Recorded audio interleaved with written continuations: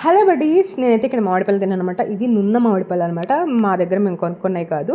అసలు మేము హైదరాబాద్ వెళ్ళా కదా, మొన్న మా అన్న నాతో పాటు వచ్చాడు. మళ్ళీ విజయవాడ వెళ్ళినప్పుడు అక్కడ ఉన్న మా నాన్నమ్మ వాళ్ళకి అక్కడ ఫోన్ చేసినప్పుడు వాళ్ళు పంపించారనమాట మా అన్నకి.